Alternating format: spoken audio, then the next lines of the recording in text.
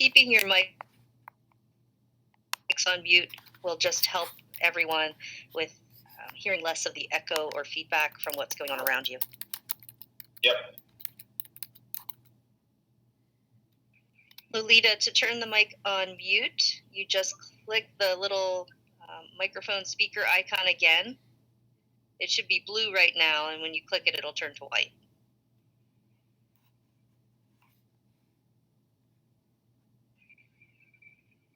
And we are recording this session, just to let everyone know.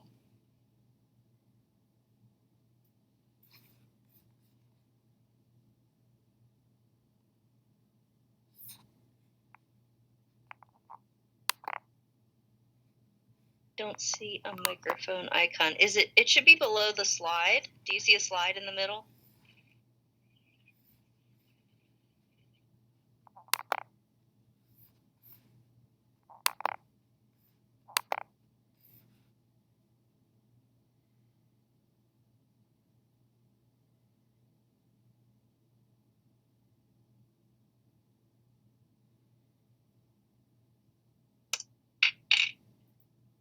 Okay, yeah, it'll be the headphone one.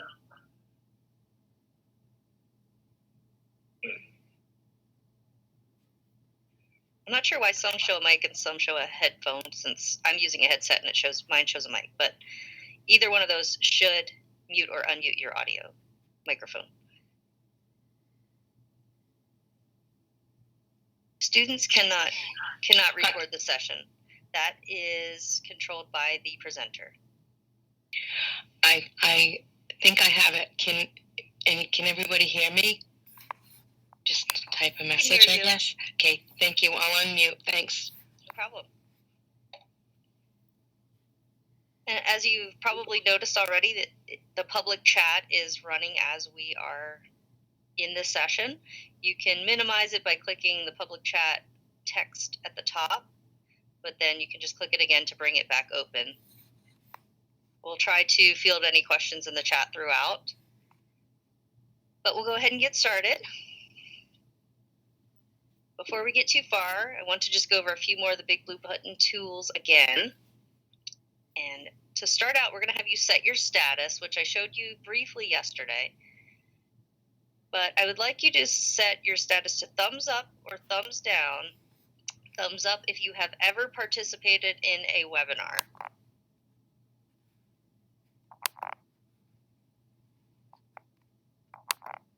And again, to change your status, click on your name, choose Set Status, and then just select one of the options.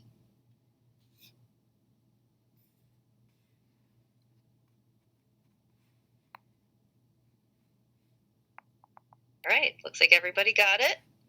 We have the majority that have participated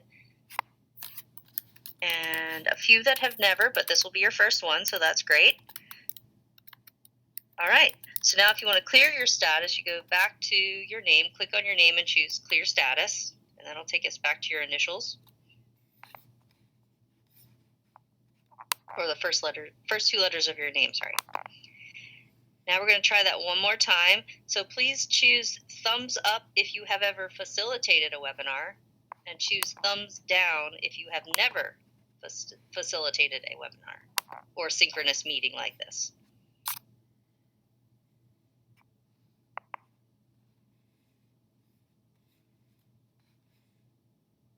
It looks like Dawn and Brandon and Cheryl and Cindy are the only ones that have ever facilitated one.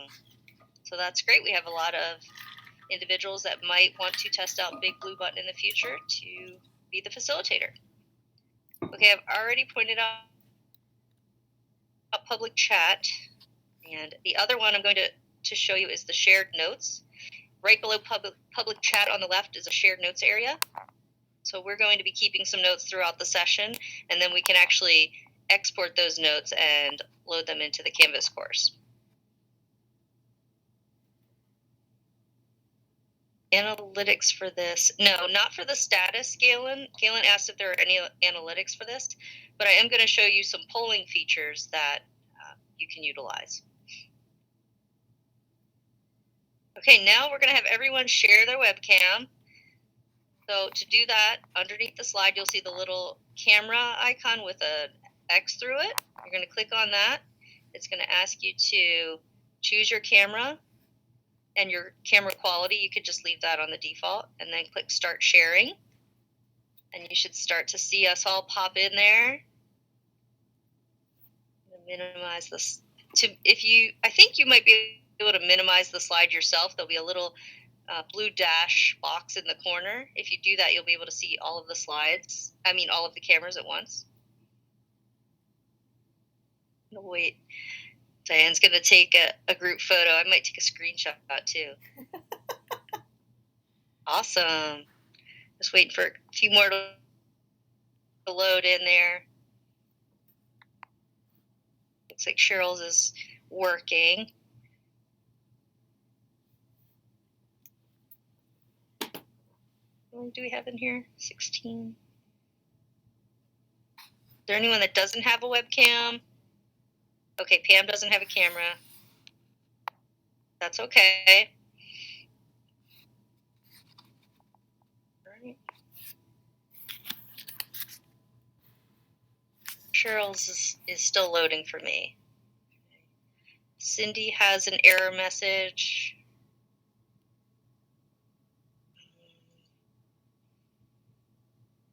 Oh, wait. There she is. Okay, awesome.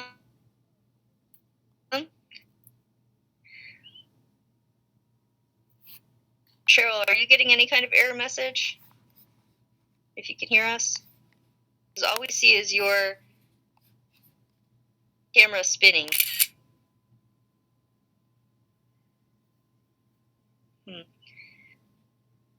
I will make a note of that. Galen, if you could also... Okay, Cindy said she got the error and just try it again. So maybe click on and off that icon.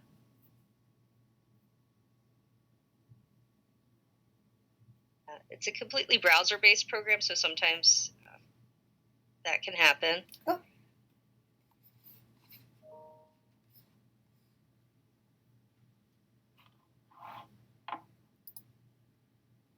Just putting that error message in the shared notes area so I can dig into it further later for future sessions.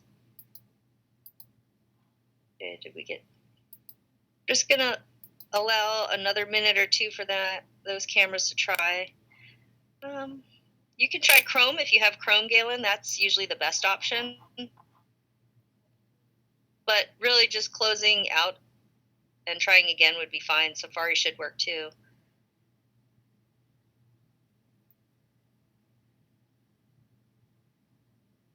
Brandon said he had Safari issues and hopped into Chrome. Yeah, Chrome is our favorite browser for the online courses. So I recommend using that whenever you can.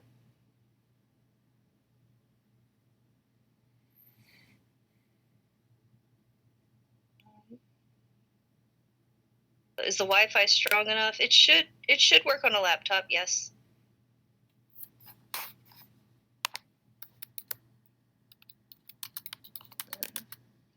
Yes, Judy, that should be fine. I did see there's a power outage on campus, yeah.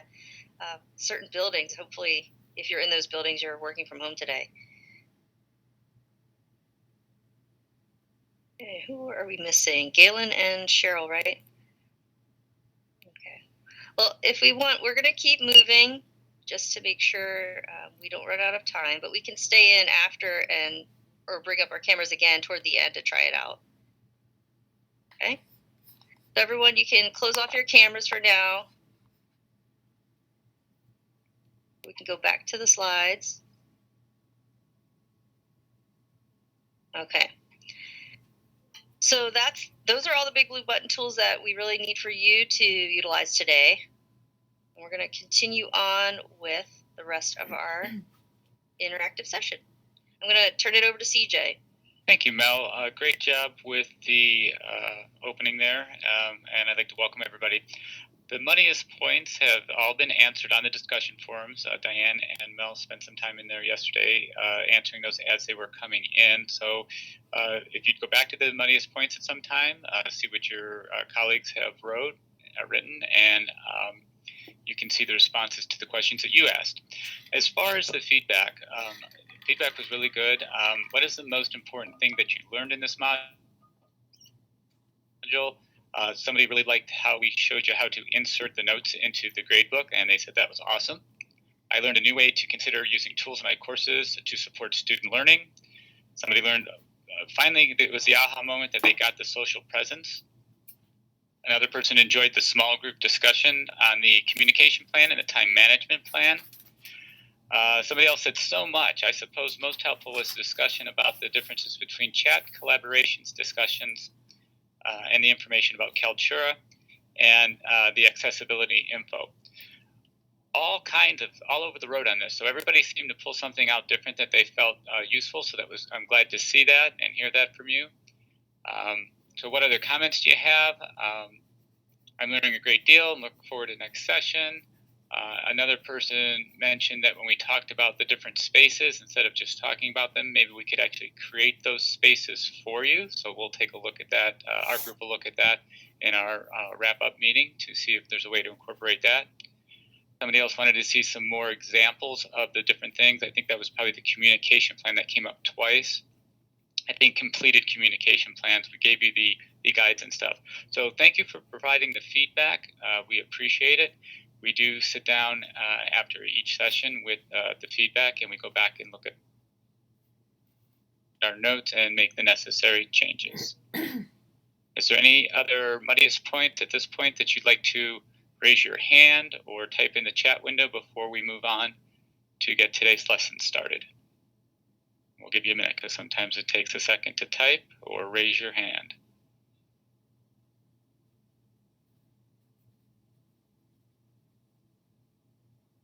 Okay, Mel, I think we can, oh, here we go, here they come. See, I wasn't waiting long enough. Will there be summer Kaltura training? There is no summer Kaltura training at this point. We'll make a note for the boost that will send out the individual training request for that you can make for one-on-one to get that training. Just making a note here. Second question, are you going to tell us how to initiate a blue button conference? You can do that in your sandbox. It's really simple. You click on the button, it says create new, and then all you do is give the session a name and your session is started. And then the tutorial stuff is all on the screen there. I think we've posted this in the course. Mel or Diane, can you verify that? Did we post the how-tos of the? Yes, and in the instructions there is a link with all of the campus guides. Oh. And of course, Jace is asking what a sandbox is because he's new and he doesn't have one yet. So Jace, a sandbox is a place where we do all of our training and where you can practice stuff. I will make sure that you get a sandbox so you have a place to practice this stuff and enroll you in that. So you'll get an invite to the Test Canvas user account. Any other questions? Give you just another second because there is a little delay when we type.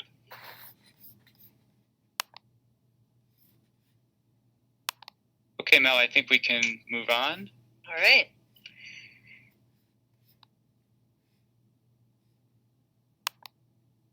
Okay, so we're going to do, I'm just writing down that note here. Give me 1 second, everybody. No problem. Okay, let's see. So we're going to talk about the reflection that you did last night for your journal, and the prompt was reflect on instructor and student responsibilities in an online course. So it's student's responsibility and the instructor's responsibilities. We asked you to create a T-chart, so if you would take a minute, we'll give you a minute to pull those out if you don't have them right next to you, but we asked you to create that T-chart and assign the roles to each side. And then the question to you is, how will you, what are these, I guess, are the roles first, and how will you explain these expectations to the students? So I'll give you a minute to think about that, and then we're going to ask for some volunteers to raise their hand and share their information with their microphone.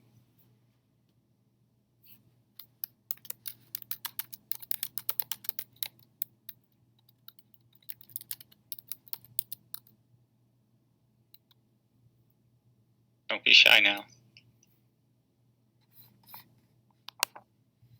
So You are now unmuted. I think maybe we should start with what are the roles first, and then we can talk about how to explain the expectations to students.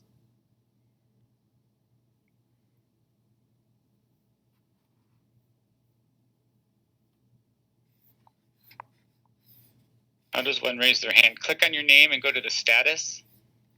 Same way we did the thumbs up. There's one there. You are now muted. And Jace, if you're ready, you can go ahead and just turn your mic on.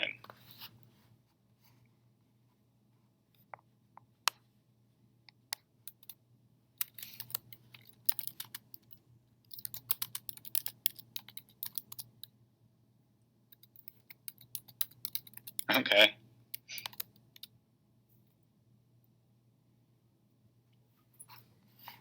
Does somebody want to get us started maybe in the chat area? It looks like Dawn's raising her hand, CJ. Okay, Dawn, go ahead. Okay, sorry. Thank you. One of the responsibilities of the instructor that I see is that we're actually modeling the use of an online course. We really don't know where our students come from. And a lot of my students are coming back after 10 to 20 years of being out of college with their bachelor's, but coming back to get a second, certification in teaching. So they're basically career changers. So a lot of them are not familiar with online courses, and yet almost all their courses are going to be online to become certified in teaching. And so I have to start kind of real slow with them. And the one thing that they really lack is how to interact and how to respond to others, and even how to see their feedback. So one of the roles of the instructors that I do is just model a lot of how to use the technology, how to interact, and what the expectations are. Okay, thank you, Don. We also have some information from Anne in the chat area, if you didn't see that. Instructor, organize work in an appropriate manner, keep up with students, and set the climate of the course, provide timely feedback are some different ways. Those are all good ways, are all good roles. What other areas, or what other roles do we see, either for the instructor or the students? Brandon, go ahead.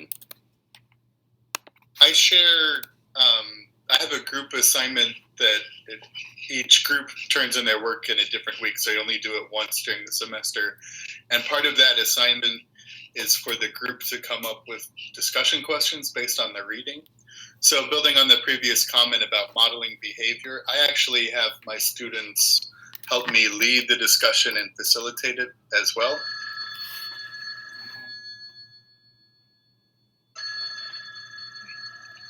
Sorry, I've got a phone ringing. Okay, yeah, Brandon, that's great to have the students to help lead those discussions. Do you find that the students have any trouble actually posing the questions or creating the prompts for others? They don't grade. So what they do is each student, there's 7 students in the group, so each student will write 2 questions, and then I'll edit those and I'll actually set up the discussion board. So their role is more of a facilitator. So I tell them to respond on multiple days. I ask them to help students make connections between each other and between the text. So I do the grading and evaluation, but they're kind of the eyes and the ears, keeping things moving in the discussion. Great, so they act as the facilitators, that's awesome. So we got some positive feedback on that. Dawn does something similar to that as well, and chimed in with, where did it go? For the students, set up an appropriate calendar for work to meet their learning style, do the work, ask questions. Okay, so that's the student role. And do you facilitate the I guess that would be a time management calendar for working in the field and maybe managing the work in the class? Is that what you're referring to?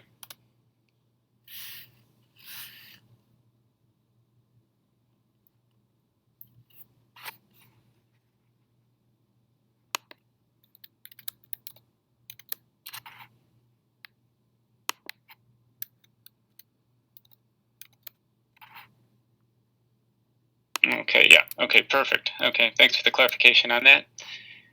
Would anybody else like to chime in and share?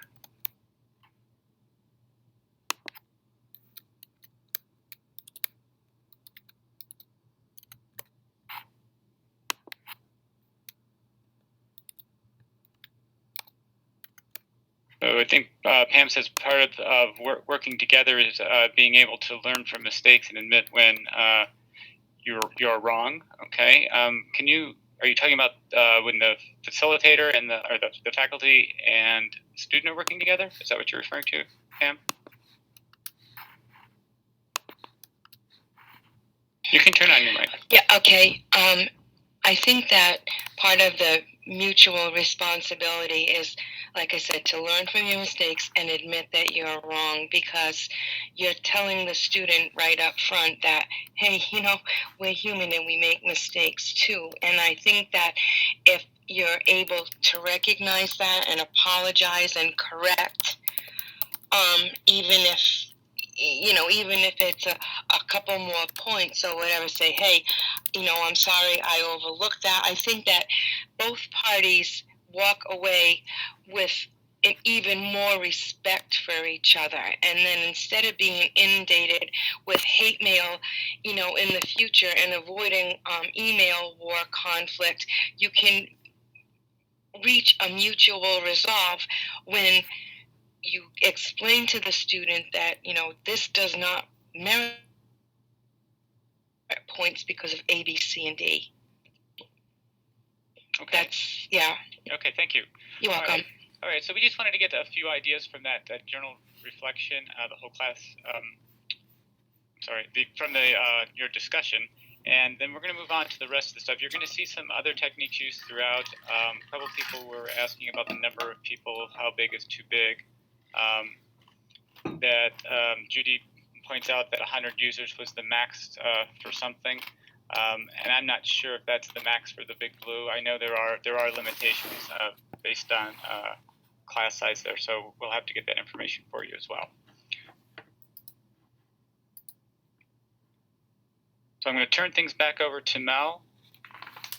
Okay, thank you, CJ. Today's challenge is challenge number 4. And we are talking about managing and facilitating the online classroom. And the synchronous session is just one way of doing that. And as I mentioned in the chat, we'll be showing you a few techniques. Obviously, you'll get a feel for a few of them, and you'll want to talk to your instructional designer and get some more information about what works best for your personal context and situation. But now, as we do every day, we're going to talk about the community of inquiry and our learning objectives for this session. So I've put a slide up with the learning objectives listed on the right. The one in black text is the one we'll focus on first. And you'll see also on the left-hand side that I have labeled each of the components with a letter, A, B, or C. And the reason I did that is we're going to use the polling feature. So I'm going to start a poll and ask you all to respond with which letter, A, B, or C, social presence, cognitive presence, or teaching presence, do you feel is best supports this learning objective? Okay, so to repeat, which component, which presence, A, B, or C, do you feel is best aligned with promoting regular participation in class activities? And you should see a poll, and as you respond, I'll then share the results with you.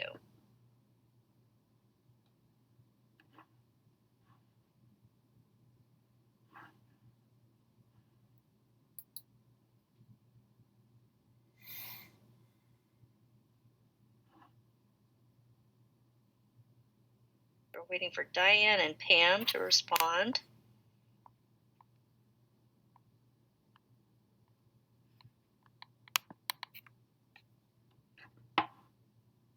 Pam, do you see the poll feature?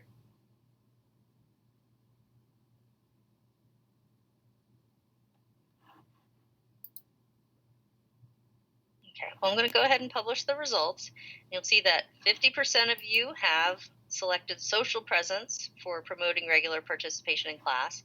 2 of you have selected cognitive presence, and then 5 of you, 36%, have chosen teaching presence. So we're going to move on to the next one. And CJ and Diane, I have the polls open, so I can't really view the chat. If you could monitor that for me.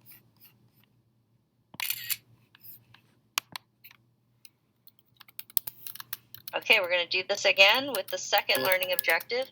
Use discussion boards to make thoughts visible. So social presence is A, cognitive presence is B, and teaching presence is C. Where do you think that one belongs? Forcing you to decide by not giving you an option for all of them.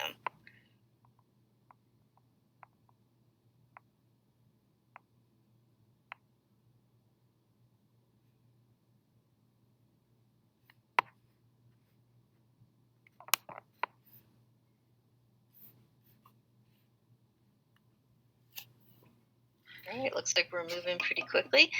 So you can see the results there. I won't go ahead and read them. Just for the sake of time, I'm not going to have us stop and discuss each one. I just want to demonstrate the poll. So you can see it down there on the slide on the bottom right.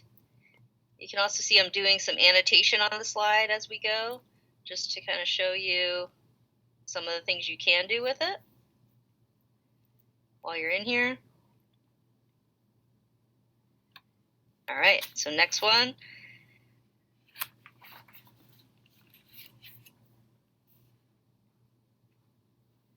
Okay, move discussions to higher levels.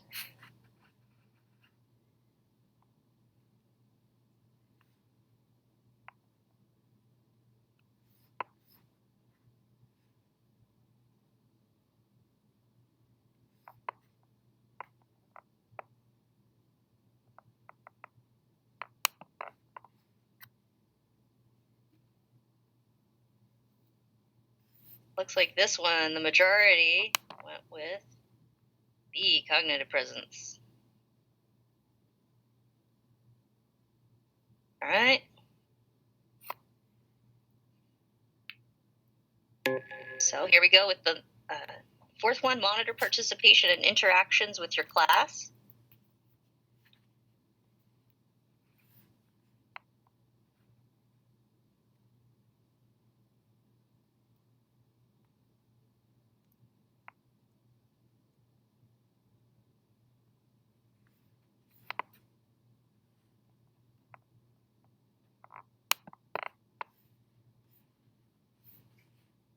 Another one where the majority speaks, teaching presence. All right, and our last one will be analyze how to address student frustration.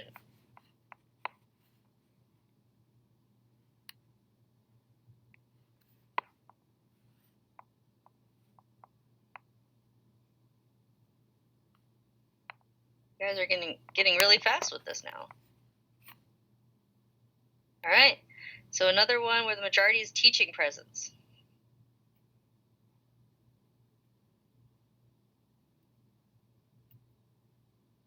All right, well, thank you for participating in that activity. Again, just for the sake of time, I'm not going to stop and talk about each of the objectives, but maybe if anyone has some thoughts on using the polling feature, if you want to just type them in there, or tell us if you think this is good or bad, maybe by a thumbs up if you liked it. So again, set your status to a thumbs up. I'm now looking at the chat. I apparently missed a lot while I was doing the polling. I do recommend, as CJ pointed out, having an additional person to help out when you're planning to use a lot of these features. If you're just planning to talk about something on slides, then one person can probably handle the chat and moving the slides. But if you're going to be doing polling and whiteboards and breakout rooms, it's really helpful with any of these synchronous tools to have a person on hand, whether it be maybe you have a student that can help you out or an additional teaching assistant of some kind.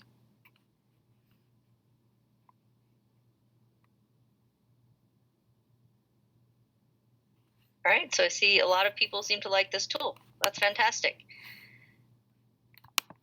Could you do a screen capture of what you see as a moderator so we can envision? Sure, let me do that. I'll have to show it to you after, but I am going to take a screenshot. And let me just go back to the polling. There's certainly Canvas guides, but I'm going to just quickly, because I do have my screen sharing up, I can do that. There's also a way to share your screen, so we might, if we have time, show you that later. You are now muted. All right, well, now I'm going to turn it back to CJ for our next activity.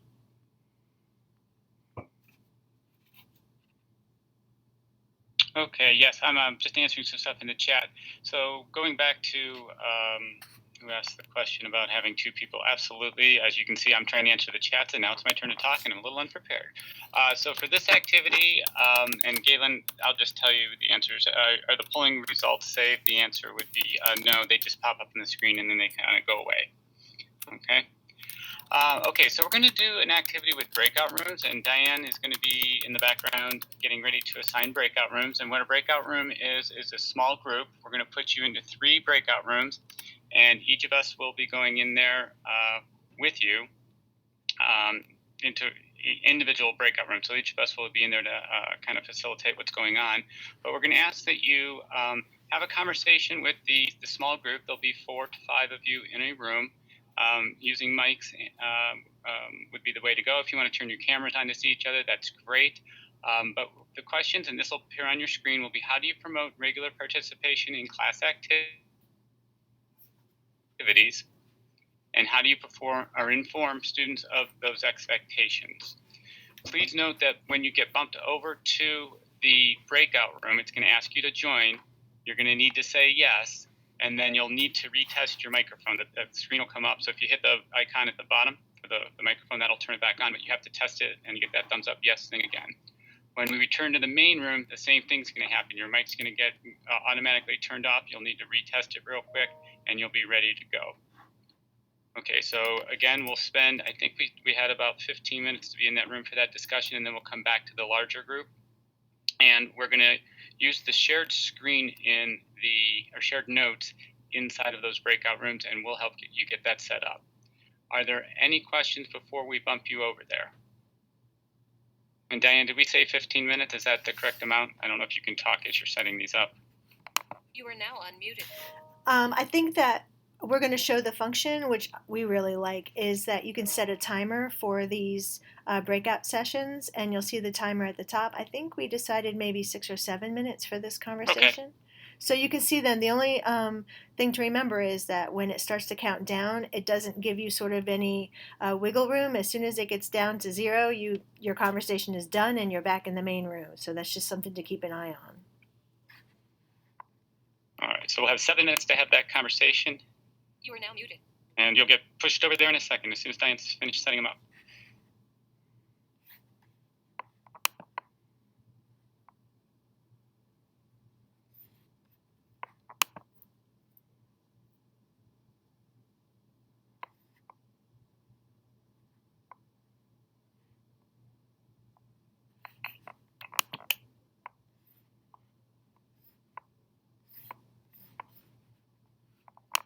Hi, everyone.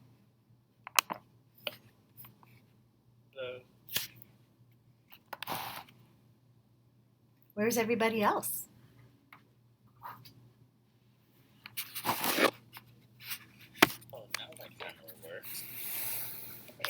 Oh, there we go. Hi, Galen. Hi, Judy. Hello. Hi. I don't know if my camera's working. I'm the one that kept getting an error message. It's on my laptop. I don't know what's going on. Well, that's okay. I'm on my laptop too. It's a Mac, so who knows what it is. We're happy to hear you. Yeah. Okay. All right, so I'm going to just sort of sit as an observer and answer any questions while you guys respond to the prompts here. You can see the time at the top. It's 4:42 at this time. So let's go right ahead and get started. Diane, quick question on Brandon's name icon. You are now in muted. The top left, there's kind of like a TV icon. What does that represent? At least on my view. You are that's now how it looks. unmuted. What do you see? Something kind of like a TV icon in the top left of his under users. On his initial name square. Oh, you must be on a desktop. Are you on your desktop computer? The laptop. Brandon, are you on your desktop? Oh, that's what. Okay. Yeah, it did that to me when I had my desktop and my laptop open at the same time, and so that's how I could tell the difference. Oh, okay. Cool. All right, so let's talk a little bit about participation. I think this is something that's a big concern in online classes. You are now muted. Well, this is something that I fail miserably at. I mean, inform my students of my expectations sort of in the course overview, as well as in my syllabus, and by constant emails, and I'm very frustrated because I don't get it. So I'm here to learn how to do that. I do. I looked ahead at some of the rubrics for the discussions, and I use a variation of the first rubric, which actually grades the timeliness and number of postings. So that's one way I do that in the discussion, is I say you need to participate across multiple days, not just on due date days. Another thing that I do, Judy, we were talking about this yesterday, just how summer is such a breakneck speed. I tell them I have the expectation that you'll be in and you'll be participating. You know how that goes. Brandon, do you only relay that expectation on the syllabus or other ways? No, I have it just staggered through the due dates, so I let the pace dictate some of that. So quizzes due one day, initial prompts due the next day, follow-up posts due at the end of the week. Same thing, like we're coming into doing they have to turn in a draft of their essay that's due on a separate day. So it's part of it is the design, part of it is expectations, part of it's in the rubric and the assignment guidelines. So it's hitting on multiple areas. But I mean, the expectations part, informing them of your expectations, is that within each, when you set a quiz, do you actually fill in the text box? Like I expect that you will not use external resources, you will study in advance and do this honestly. I mean, do you put it there or it's all in the syllabus? Well, I don't have those expectations. I expect that they will use their text. So I design the quizzes to be low stakes and more like comprehension, and then the higher order stuff is in other assignments. So I guess I telegraph the expectations through the weighting of assignments also. Okay. I put more on papers. I do the same. Sorry. Oh, that's sorry. So my discussion, I explain in the syllabus how important the discussion is, and then my rubric is set up like what Brandon said. They're not going to get the points if they're not in there more than once per week. I have it by how many times and how many times they have to respond.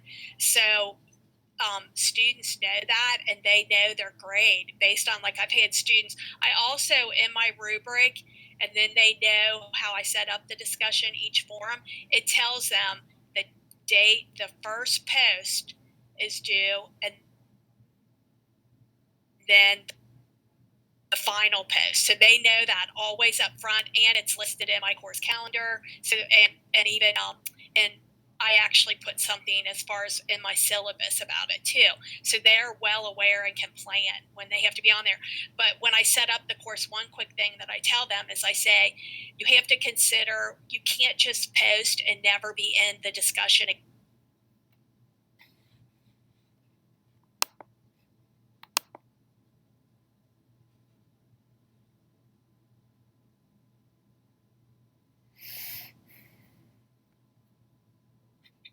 How the time to breakout room works, and it kicks you right out in the middle of conversation. So that's something to keep in mind when you're setting these up for your own students.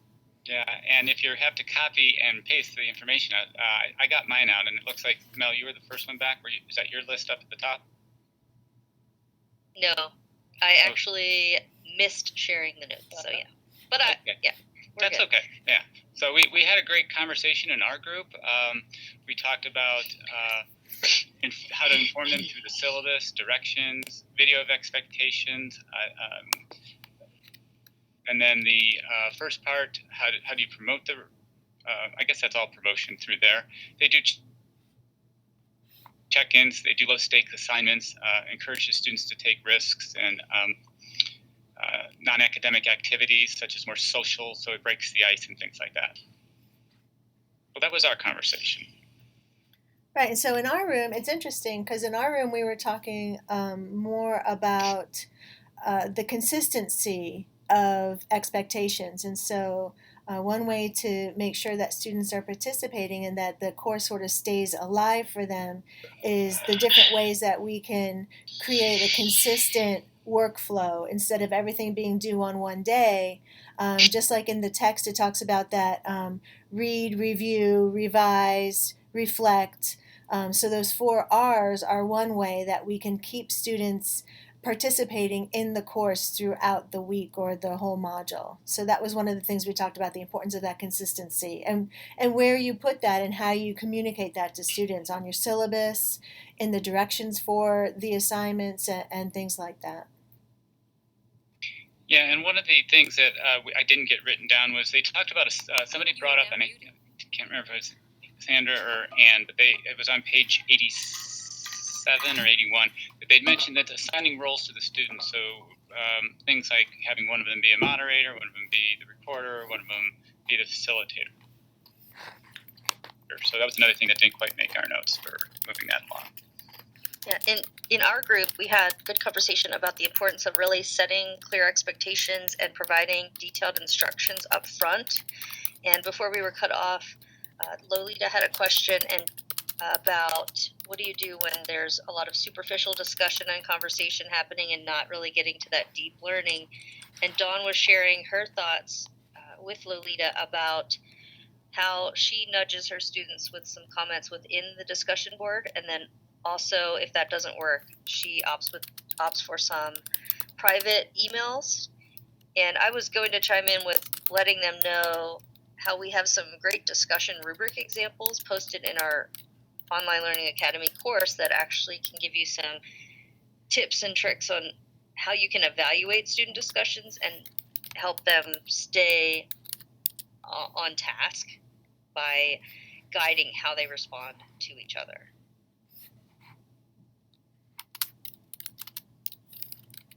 Okay, great stuff, you guys. So that's what the breakout rooms are about. So we wanted to have you experience that so that you have an idea of how you could do small group work in the synchronous, and probably you would need to assign a leader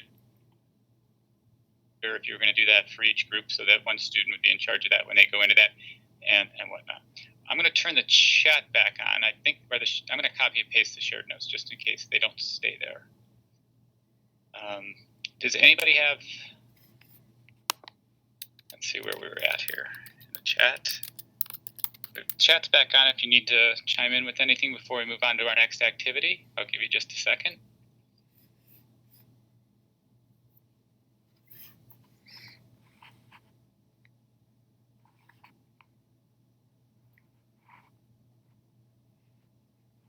Okay, so Jace asked if the students can start their own Big Blue.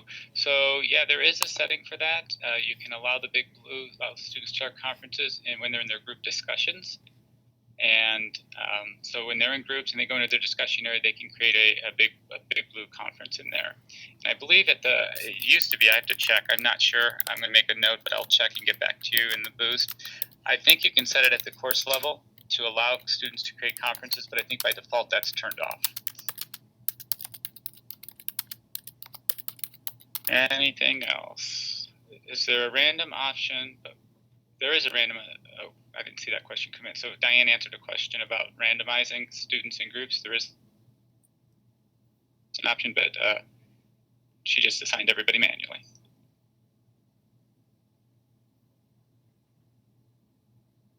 Okay, so that kind of wraps up this section. We're going to move on to, we have one quick question. Could you have a guest speaker come into Big Blue session, or do you have to be in Canvas? The answer is you have to have a Canvas account. If you're doing guest speakers, we would, the university does have the ability to give you an account in Adobe Connect, which is another webinar platform. Or you can, if you're bringing in to the class, the physical classroom, which I know this is an online academy, you could use Skype on the main screen. But for an online synchronous session, you would definitely have to use Adobe Connect. Okay, turn things over to, I believe it's Diane. I've turned my pages for the next section. You are now unmuted. All right, so we're sort of moving in the same direction. We're talking about participation, and one way to really excite students and get their creative juices flowing is with collaboration. Collaboration, I think it's a bad rap because we don't always do it well. Students don't have a lot of practice in it. And so one of the things we need to remember is that we have to teach them how to collaborate before we expect them to collaborate. And I have a little video clip. Melissa, are you going to show the clip or do you want me to show it? I can show that. Just give me a second.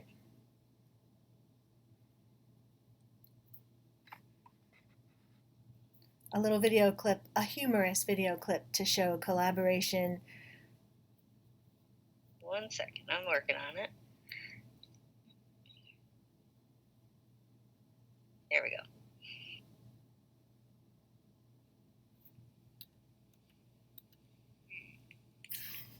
The problem appears to be unsolved. Simulations. There are too many variables. It would take forever. You've got to be missing something. You could run some computer simulations. Let's start again. The movie is playing here at 7:20, here at 7:40, here at 8:10, and here at 8:45. All right, these theaters have to be eliminated. Why? They're state-of-the-art digital projection, 20-channel surround sound. Yes, but they have no icy machines. Despite my aggressive letter writing campaign, I might add. What about the multiplex here? The seats are terrific. They have Twizzlers instead of red vines. No amount of lumbar support can compensate for that. Well, it's going to take at least an hour to eat, and I don't see a Sheldon-approved restaurant proximate to a Sheldon-approved theater. We could eat off to the movie. Done. Acceptable. The delay would result in tomorrow morning's bowel movement occurring at work. Hang on. There's a 7-Eleven here. We smuggle Slurpees, which are essentially ices, in under our coats after having a pleasant meal either here, or here. Oh, I don't see how we missed that. Excuse me, in what universe are Slurpees ices? That's how we missed it. Sheldon, would you be prepared on a non-presidential basis to create an emergency ad hoc Slurpee icy equivalency? Oh, Leonard, you know I can't do that. Yeah, I guess we only have one option. Yep, I don't see any way around it. Bye, Sheldon. See ya. Didn't do it.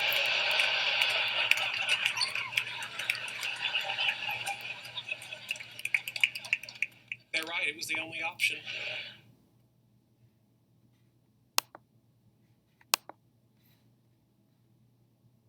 You are now unmuted. All right, so while Mel takes down the video, what I'd like you to think a little bit about is this idea of collaboration. Why is it important? Why can't we just have everyone work on their own? It would be so much easier. And then what are some ways that you collaborate in your course? What are some ways that you've tried? What are some ways that you've sort of adapted that to fit student needs and content needs? And then what are some frustrations and barriers to using collaboration in your course? So I wanted to have another whole class discussion, just a little one, and we can run the chat window if you'd like. You can unmute your mics and chime in with sort of why is collaboration important for student success.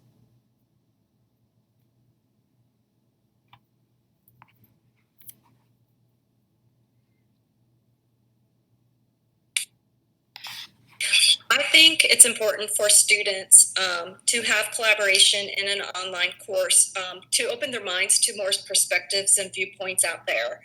The whole point in learning is to grow in learning, and one way to do that is to go beyond just the text and the material that's out there for them to work on their own in an online course, but to see other people's experiences and what they can bring to the table too, and that just opens it to a more real world situation for them. Great, thanks, Dawn. So it's another way for them to sort of step outside of their own norms and their own assumptions, and sort of see another perspective. What's another reason why we have collaboration in our classrooms? There's some stuff coming up in the chat, Diane. Reflection of real world experiences. Mm-hmm. And I have them collaborate through discussion boards. Right. So what do you mean by real world experiences? Why is collaboration, now we've heard that a couple of times, why is that equated with real world experiences? Well, I think that if we're talking about the present generation, they spend so much time alone, glued to devices and stuff, that my fear is sometimes they don't really know how to collaborate well with others. And when you go to work, regardless of where you go, you're going to have to learn to play nice in the sandbox with peers and the different personality types and stuff. So I think that prepares them for grooming them as, in my case, health professionals, which they need to be on top of their game, and to accept diversity and respect different opinions. Excellent. Yes, so one of the ways that we need to help them is to get them to think about, how do you negotiate with others? How do you compromise and solve problems together? Judy was saying also that they learn better from their peers than maybe from a teacher. And that's also a critical example of why collaboration is important in the classrooms. So what are some ways that you use collaboration in your own classrooms? These can be small collaborations or even big long-term projects.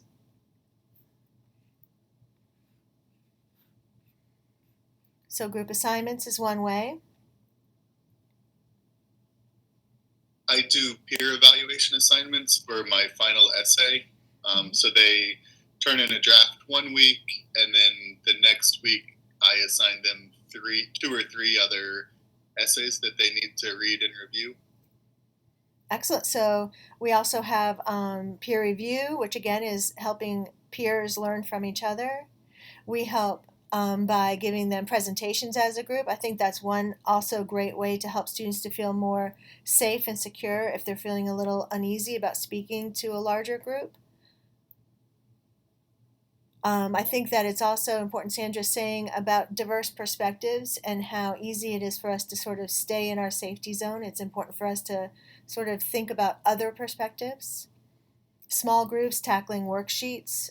Galen, you teach math. Excellent. Math always seemed to me to be sort of an individual and solitary endeavor. And I love when people bring in collaborative work in math. Health promotion, they work together and they go into communities to conduct a health screening. Excellent. We did the same thing in teaching. I don't know if our teacher ed faculty do the same thing, but we would send our pre-service teachers into communities, into schools together so that they could sort of work together to make sense of the experience. Excellent. So lots of collaboration is going on. So what are some of those frustrations and barriers to using collaboration in your course? Case studies, excellent. What are some frustrations that you have?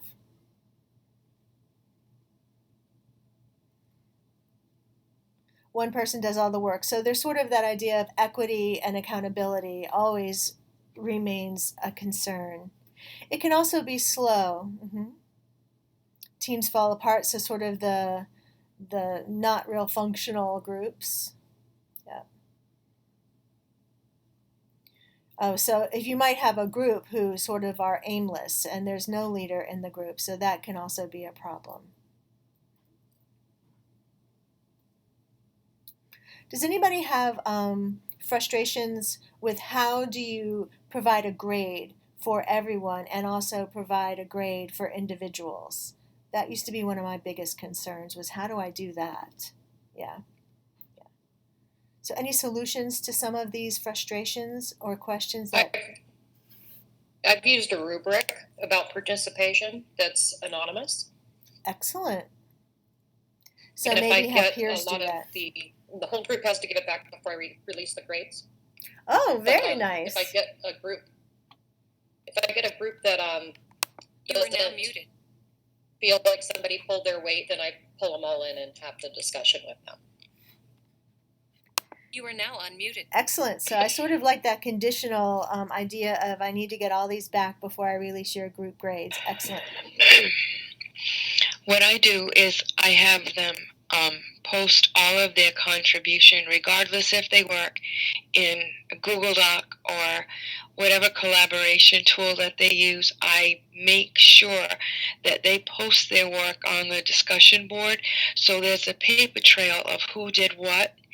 And if they go back and they review and provide feedback to peers, and I tell them up front, I don't believe in all for one for all.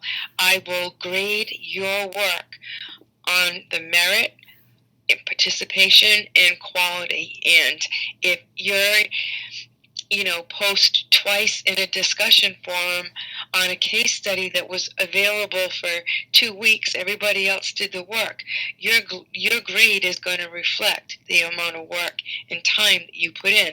And then the self-peer evaluation, I have them do as well. And that's another reason or tool that I use to support why somebody got a low grade. Excellent. So what I'm hearing in the themes here is that being really explicit and really clear about the assessment part, being clear about how you're going to measure that.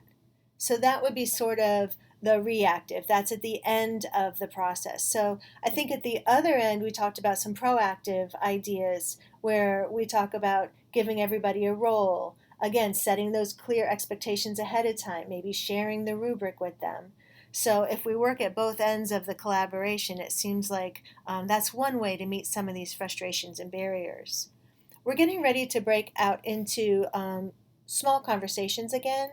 And in those small conversations, I'd like you to share your charter activity with each other. That's the main target for these breakout rooms, to share your charter activity for collaboration. And go ahead and take notes on good ideas that you'd like to incorporate into your own charter activity that you're hearing from the other people in your room. And then if you have time, I'd like to reflect back again to those ideas of philosophy, situational factors, content, and those other kinds of considerations that we need to think about as we begin creating these charter activities for an entire course. So I'd like you to note in your journal similarities and differences. And then, are these reflective of your teaching philosophy, your content area, other situational factors? What do you make of that? Again, when we break out into the rooms, you'll need to join the audio again, join the room, and then once again when you return to the main room. Again, we're going to set the timer, so you'll see how much time you have at the top. And again, I'd like everyone to at least share their charter activity, so please be mindful of the timer that's sort of ticking away when it's your turn to share. Any questions before we go to the breakout rooms? You can go ahead and raise your hand if you have a question, or put it in the chat. All right, we look like we're ready to go. We'll see you in your breakout rooms.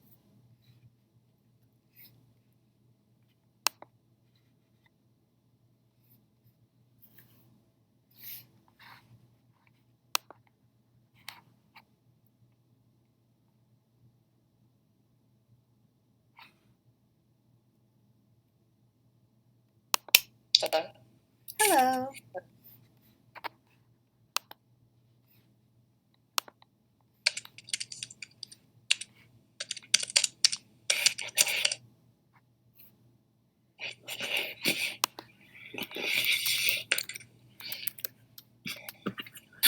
Hi, Diane. Since I'm the only one in here, can you just, I stepped away to grab a cup of coffee. Can you tell me what charter activity means again? So last night, part of your homework was to create a charter activity, and that's in the textbook.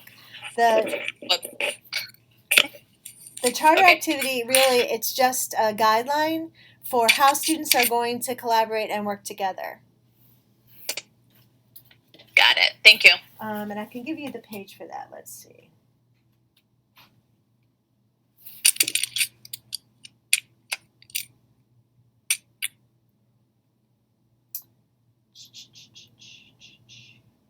Charter activity. You guys can go ahead and start if you'd like sharing your charter activity. We don't need to wait for me to find the page. I'll put it in the chat room. Got it. So who would like? I need to say I looked at this last night and didn't know where to start because it says that it's something that should be peer designed by the group. Mm-hmm. So by a small group. So I didn't know what my part in that would be. So but I did nothing except wonder.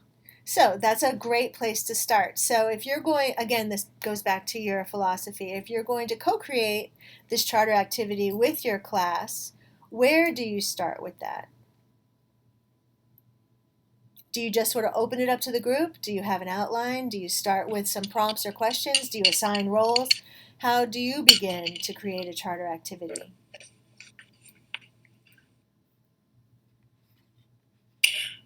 Well, when I assign small groups, I do have them establish rules for their group. So I guess that's kind of the same type of thing.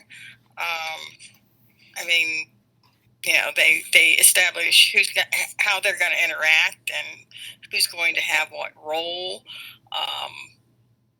And so I guess I sort of do it informally. Yes, so that is a charter activity, the agreement of how things are going to get done in groups. Anybody else have any ideas about introductions, listening, consideration? On page 84 is the list of ideas for things you might want to include in your charter activity.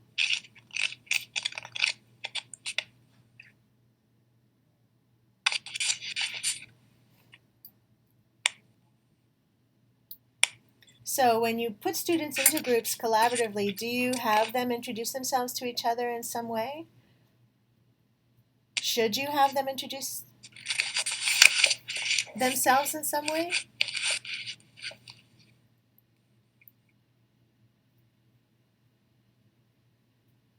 My students are in a cohort, so they generally know each other, and we've done reintroductions at the beginning of the class. Mm-hmm. I kind of feel like they would naturally introduce themselves, but maybe not in an online environment. Okay, so maybe we will, even if they're in cohorts. Sometimes I think it's interesting in cohorts that they know each other in one way, but they may not know each other in another way. So it might be interesting to think about ways that they can introduce themselves so that they can learn more about each other.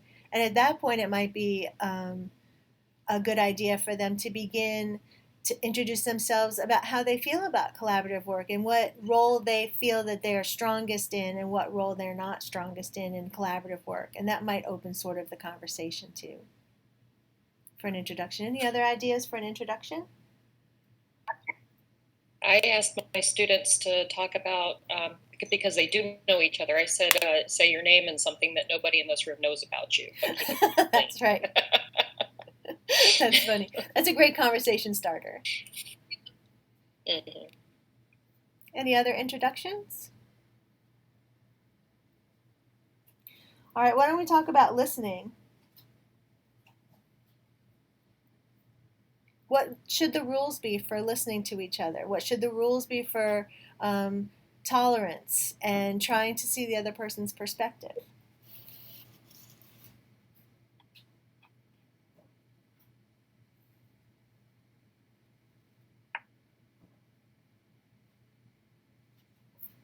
We won't tolerate bullying or trying to expedite the conversation. You have to listen to people all the way through.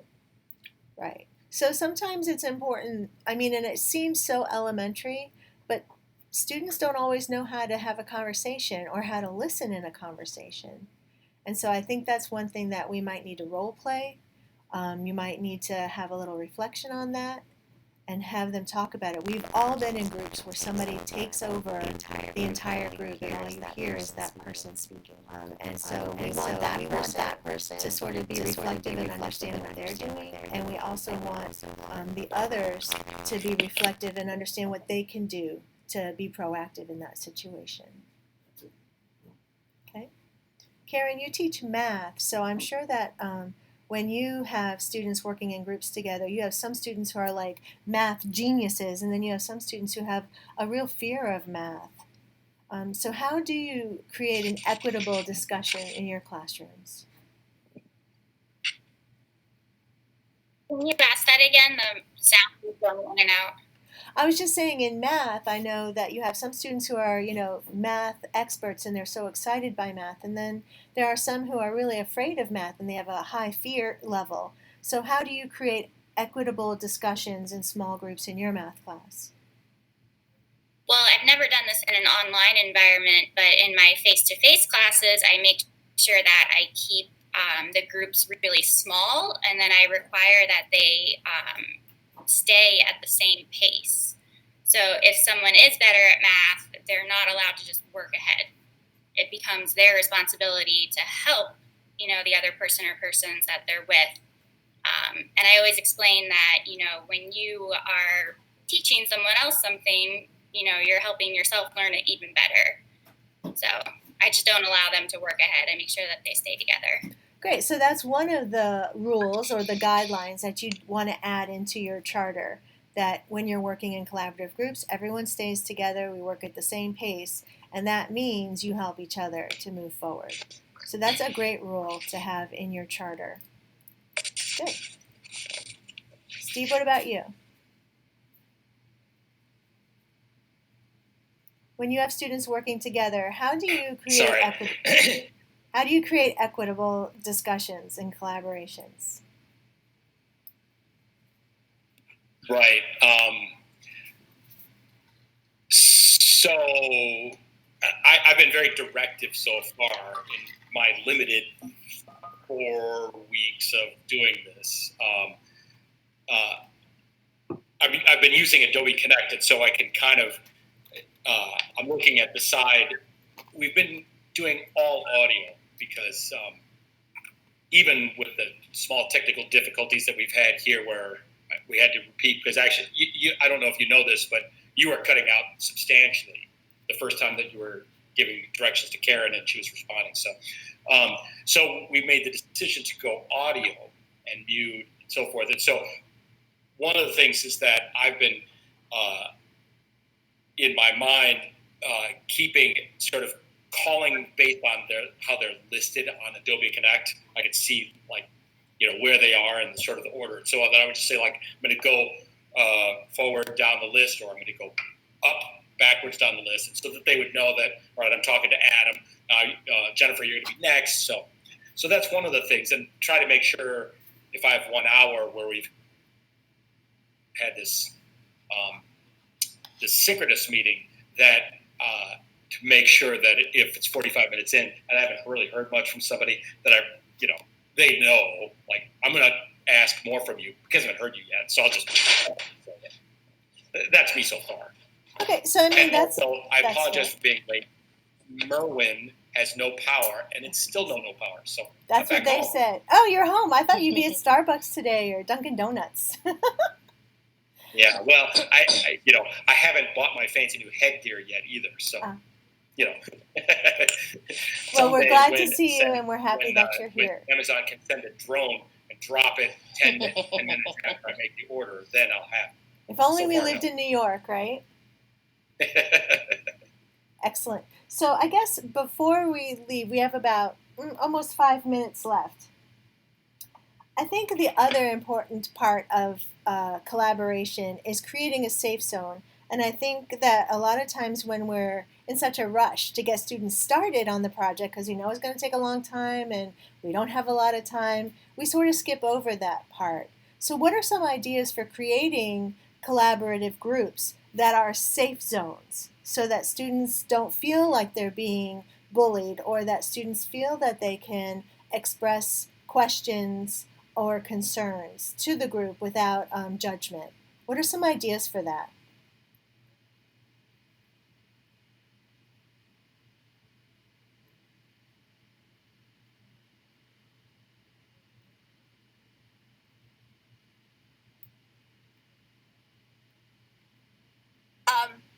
So one way that I try to do that, at least in my hybrid class in particular, I have it as part of the first day. I said, listen, we're here to have discourse with one another and share and respect each other's perspectives.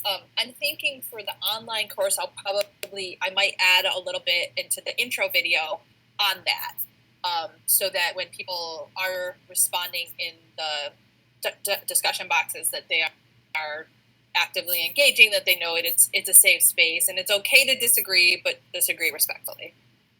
Okay, so again, be clear about those expectations for tolerance and understanding. Any ways that you can build that safe space? It's one thing to tell them about your expectations, but what's another way to get them to really feel it and hear it and see it?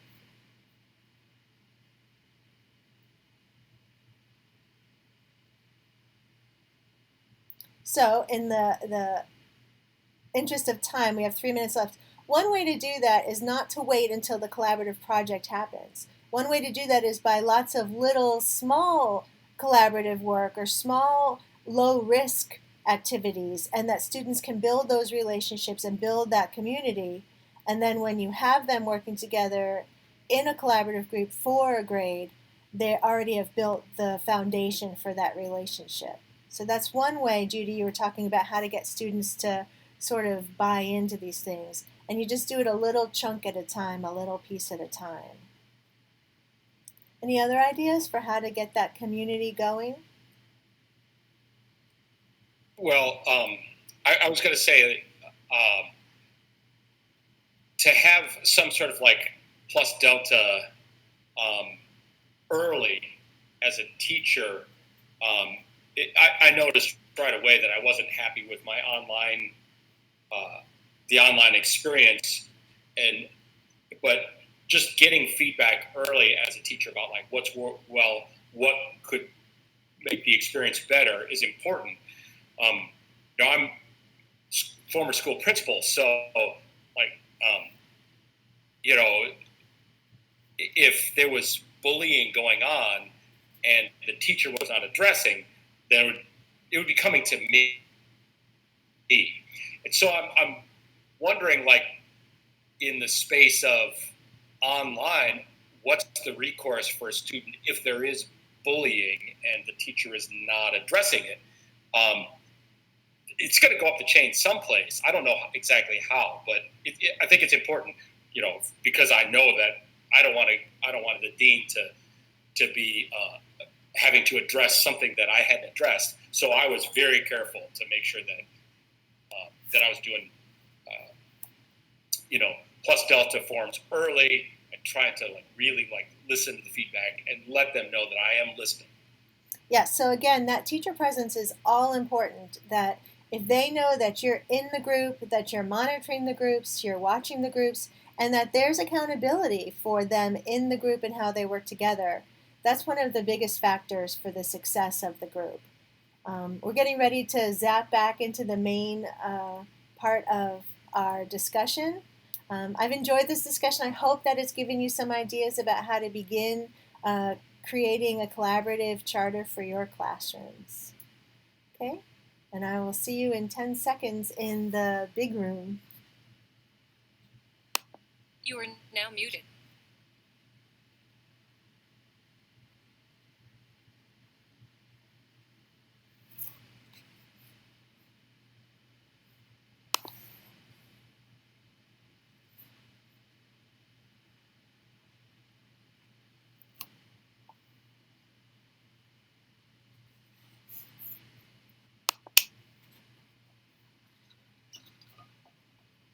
I see everyone slowly coming back in.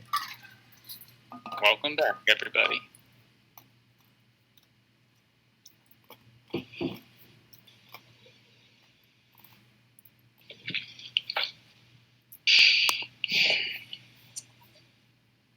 You are now muted.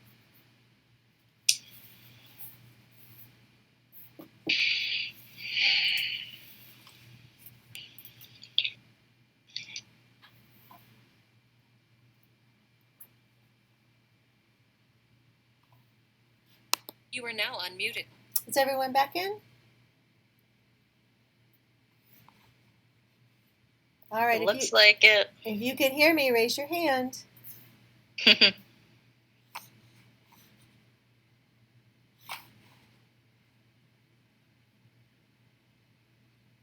Sandra, Galen, Alita, Cindy. If you can hear me, raise your hand. Good job. All right. Looks like we're back. Pam.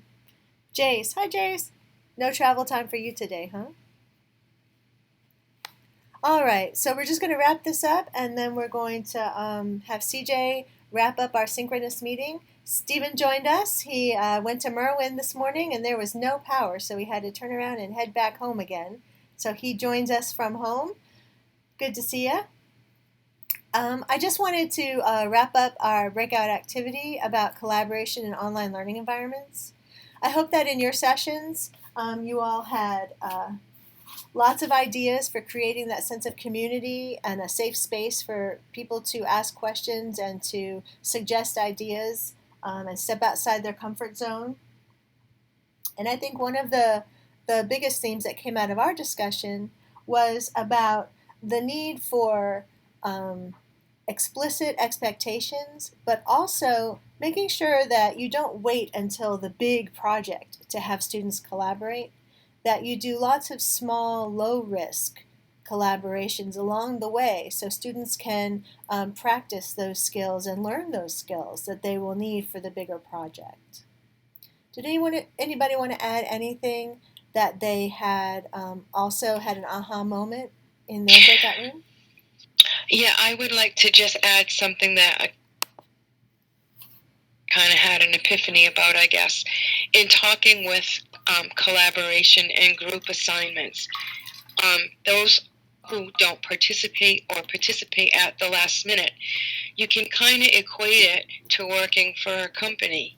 You know, if you don't do that which is expected or you're a non-producer, I mean, ethically, do you really think you deserve to draw a paycheck? I mean, it's the same thing. If you're not a productive member of a group in completing an assignment, I mean, to me, the action, may be a little extreme, but the analogy of a paycheck and a grade, you know, to be used as a, I don't even know what I'm trying to say, to be used as an acknowledgement of your time and effort and what you've put into an activity. You know, if you don't do the work, you don't get a grade. If you don't perform at your job, you're either put on probation or you're fired or whatever. So there are consequences on both sides. I don't know, that might be too extreme. You are now unmuted. No, again, in the sense of authenticity, that's a great analogy where we talk about if you don't do your job, you won't have your job for very long, and you certainly won't get a paycheck if you don't have your job anymore. Any other epiphanies or aha moments? Dawn, do you want to share the aha moment that our group kind of came to? We'll put Dawn on the spot. So CJ, what do you mean by the aha? You mean what I was talking about earlier? Yeah, about reintroducing in the groups. Oh, yes, I love it. Okay, so CJ brought up in our group, and it was, he kind of just thought of it on the spur of the moment, but usually, and this really pertains to me, and I love it, I'm going to use it. So I usually have courses, undergrad, I also teach grad, but my undergrad are huge. They're like 45 or more. And when you go ahead and separate them into groups, maybe give a little time for them to introduce themselves again. That way they're really knowing who they're going to be working with, and that makes them feel more accountable and connected and more motivated to work with each other through the project. So I really liked that idea. Can I build on that idea real quick? Sure. So one thing that I do early on is I have students either join a group, or if they don't join the group by the deadline, I assign them to a group. So their first discussion is a full class introduction. And then their second discussion is a small group assignment where I ask them to work through some of the terminology out of the book. But that assignment is in two parts. The first part is to go back. So in their small group discussion, they go back and they try to find what are the connections between the group members, and then they reshare that only in the small group.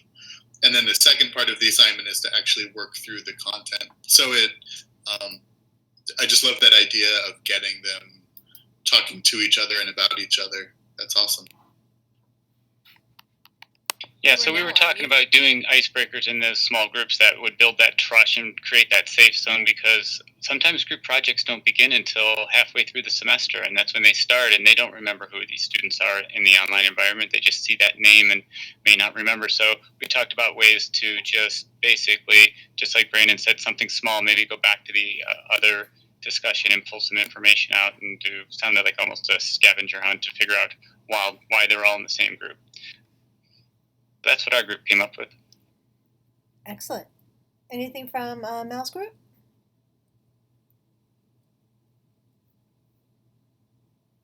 Brandon was actually he was in your group. In my group, so he shared. Actually, he shared his screen and showed us his group assignment and what he just talked about a little bit, and then we had a little confusion over what the actual assignment was for the charter activity. So we talked a little bit about that. Mm-hmm. All right, I'm going to turn it over to CJ, and he's going to wrap us up. Okay, so we do have some things that we would like you to do, and they're coming up on the screen. There we are. So we have Post to the Muddiest Point number 5. That'll be in the classroom for you. We'll ask you to complete that feedback again. We do use that, and we'll share that with you first thing tomorrow. If you haven't completed your charter activity, if you would submit it at some point, I saw a couple people submitting today, putting their charter activity in. And then we're going to ask you to read chapters 8 and 9. And then, of course, there's the 2 reflections, and one for chapter 8 and chapter 9. And those are 1 and 2, and those are on pages 101 and 102 and page 105. We'll send this in the boost as well to remind you, so you have this. It is in the course as well. And tomorrow we will pick up with the everybody seems to like that QM, so we're gonna pick up with standard number 8, and that was the stuff about the ADA, and give you an opportunity to kind of go through some information or go through some modules to identify and kind of learn what you're looking for and how you can begin to do that stuff on your own in your courses as well. Are there any questions about anything, any of the content today, any of the material that needs to be completed for tomorrow? I'll give you just a minute or two. You can use chat, raise your hand. How did Brandon share his screen? There's a little, did you have to give him permission? You made him presenter, right, Mel? No, actually, when you enter a breakout room, it becomes sort of like everyone can be the presenter. So they see almost the same thing we see as the presenter in this room. So they'll see a little plus icon where they can take over the presenter role, and then they can share their screen just like we can. Okay, and that kind of makes sense, right? Because if there was just one instructor, one facilitator of this, and you had 10 breakout rooms, the students need to have control. So in the bottom left-hand corner, there is a plus sign there, and that's where you can share that screen. Can we only access Big Blue from our sandbox or in each course? Sorry if this is already... No, the conference tool is available in every single course, and they're all separated. So if you make a conference in section 101, section 102 doesn't see it. So you have the ability to have those separated out by each section. Good question. 2 good questions. Big Blue is the conference tool. Yeah. So conference is the tool in Canvas. The web conference tool within that is called Big Blue. There could be other ones in there, but Big Blue is the only one that Canvas is supporting right now.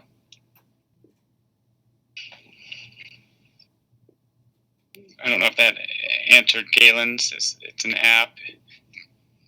Yeah, it's pulled into Canvas. It was added in, and that's the one that Canvas supports, so it integrates directly in. Did that answer your question, Galen? Got it. Okay. Anything else? Can you post the recording of the conference afterwards? Yeah, we'll put that in the course. Probably should be able to put a link directly in the boost. If you follow the link, you'll need to make sure you're logged into Canvas because it'll try to jump into the course. I'm sure. Real quick, go ahead, Brandon.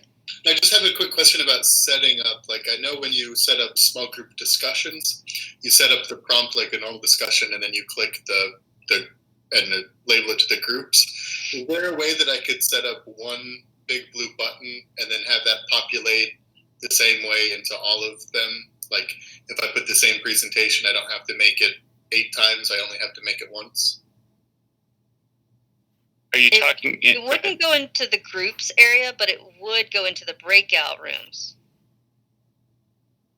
So if you're creating one and using it all at the same time. But you could send it to whoever the group, someone in the group that's assigned maybe to get the presentation from you and load it in there. Because in the groups area, they would be the presenter. Cool, thank you. Yep. And I see some of you already responded. I didn't ask the question, but I was going to ask you, do you think you're going to utilize Big Blue Button after participating in this today? And so those were my possible responses. Just for fun. No pressure on this one. Yeah, totally. But hey, I love what I'm seeing.